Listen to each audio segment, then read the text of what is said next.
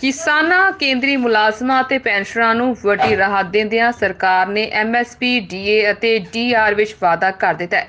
ਸਰਕਾਰ ਨੇ ਡੀਏ ਅਤੇ ਡੀਆਰ ਵਿੱਚ 4% ਦਾ ਵਾਧਾ ਕਰ ਦਿੱਤਾ ਹੈ, ਜਿਸ ਤੋਂ ਬਾਅਦ ਡੀਏ ਅਤੇ ਡੀਆਰ 46% ਹੋ ਗਿਆ।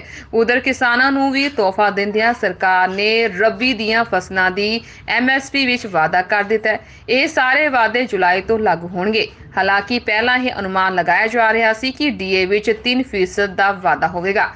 ਇਸ ਤੋਂ ਬਾਅਦ ਜਦੋਂ ਪਿਛਲੇ ਮਹੀਨੇ ਮਹਿੰਗਾਈ ਦੇ ਅੰਕੜੇ ਆਏ ਤਾਂ ਇਸ ਨੂੰ ਵਧਾ ਕੇ 4% ਕਰਨ ਦਾ ਫੈਸਲਾ ਕੀਤਾ ਗਿਆ।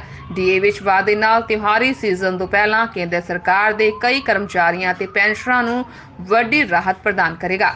47 ਲੱਖ ਕੇਂਦਰ ਸਰਕਾਰ ਦੇ ਮੁਲਾਜ਼ਮਾਂ ਅਤੇ 68 ਲੱਖ ਪੈਨਸ਼ਨਰਾਂ ਨੂੰ ਇਸ ਦਾ ਸਿੱਧਾ ਲਾਭ ਮਿਲੇਗਾ। ਡੀਏ ਵਿੱਚ ਵਾਧਾ 1 ਜੁਲਾਈ 2023 ਤੋਂ ਲਾਗੂ ਹੋਵੇਗਾ। ਇਸ ਦਾ ਮਤਲਬ ਹੈ ਕਿ ਜੁਲਾਈ ਤੋਂ ਅਕਤੂਬਰ ਤੱਕ ਦੇ ਬਕਾਏ ਨਾਲ ਕੇਂਦਰ ਸਰਕਾਰ ਦੇ ਕਰਮਚਾਰੀਆਂ ਨੂੰ ਨਵੰਬਰ ਮਹੀਨੇ ਤੋਂ ਵਧੀ ਹੋਈ ਤਨਖਾਹ ਮਿਲੇਗੀ।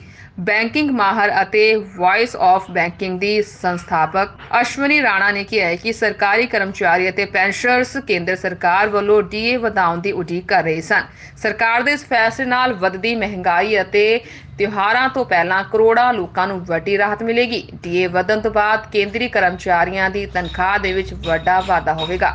ਇਸ ਨੂੰ ਕੈਲਕੂਲੇਸ਼ਨ ਨਾਲ ਸਮਝਣ ਦੀ ਕੋਸ਼ਿਸ਼ ਕਰਦੇ ਹਾਂ। ਸੋ ਮੰਨ ਲਓ ਕਿ ਜੇਕਰ ਕਿਸੇ ਸਰਕਾਰੀ ਮੁਲਾਜ਼ਮ ਦੀ ਮੁੱਢਲੀ ਤਨਖਾਹ 36,000 ਰੁਪਏ ਹੈ ਤਾਂ ਉਸ ਦਾ ਡੀਏ ਲਗਭਗ 15,120 ਰੁਪਏ ਬਣਦਾ ਹੈ। ਜੇਕਰ ਇਸ ਵਿੱਚ 4% ਦਾ ਵਾਧਾ ਕੀਤਾ ਜਾਂਦਾ ਹੈ ਤਾਂ ਇਸ ਦਾ ਮਤਲਬ ਹੈ ਕਿ ਉਸ ਕਰਮਚਾਰੀ ਦਾ ਡੀਏ ਵੱਧ ਕੇ 16,560 ਰੁਪਏ ਹੋ ਜਾਵੇਗਾ। ਇਸ ਦਾ ਮਤਲਬ ਹੈ ਕਿ ਹਰ ਮਹੀਨੇ ਡੀਏ ਵਿੱਚ 1,440 ਰੁਪਏ ਦਾ ਵਾਧਾ ਹੋਵੇਗਾ। ਜੇਕਰ ਪੂਰੇ ਸਾਲ ਦੀ ਗੱਲ ਕਰੀਏ ਤਾਂ ਡੀਏ ਦੇ ਵਿੱਚ 17,280 ਰੁਪਏ ਦਾ ਵਾਧਾ ਹੋਵੇਗਾ। मुझे बताते हुए प्रसन्नता है कि इस त्योहारों के समय भी एक ऐसा निर्णय जो हमारे केंद्र के कर्मचारियों और पेंशनर्स के हित में लिया गया है कि केंद्र सरकारी के कर्मचारियों का देय डियरनेस अलाउंस और पेंशनर्स का देय डियरनेस रिलीफ में 1 जुलाई 2023 से 4% की वृद्धि करने का निर्णय किया गया है। इससे कुल मिलाकर देश भर में करोड़ों सरकारी कर्मचारी जो केंद्र सरकार के और पेंशनर्स उनको लाभ मिलेगा। ये वृद्धि अब कुल मिलाकर देखा जाए तो 42% से बढ़ाकर 46% हो जाएगी जब 4% बढ़ोतरी हुई। दूसरा निर्णय रेलवे विभाग के नॉन गैजेटेड रेल कर्मियों के हित में है और जैसा कि दशहरा नज़दीक आ रहा है 24 अक्टूबर को और त्योहारों का सीज़न, तो 11,07,346 नॉन गैजेटेड एम्प्लॉयज़ रेलवे के इनके लिए 78 दिन का बोनस तय किया गया है। यानी कि 78 दिन की जो उनकी सैलरी है उसके बराबर उनको बोनस देने का तय हुआ। इसके ऊपर लगभग 1,969 करोड़ रुपये खर्च होंगे। ये प्रोडक्टिविटी लिंक बोनस पिछले कई वर्षों से 2010-11 से रेल विभाग अपने कर्मचारियों को देता है और इस बार भी इसको देने का निर्णय लिया गया है क्योंकि त्योहार के समय उनको मिलेगा।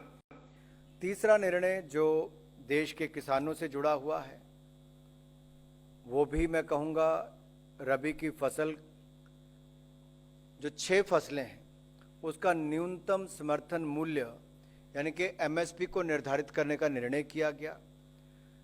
ये फैक्टर आप सबको पता है, सीएसीपी के द्वारा जो अनुशंसा की जाती है उसके आधार पर ही होता है और इसके जो हमारी कमिटमेंट थी कि 1.5 गुना हम किसानों की आय करेंगे, उसके प्रति मोदी सरकार पूरी तरह से प्रतिबद्ध है।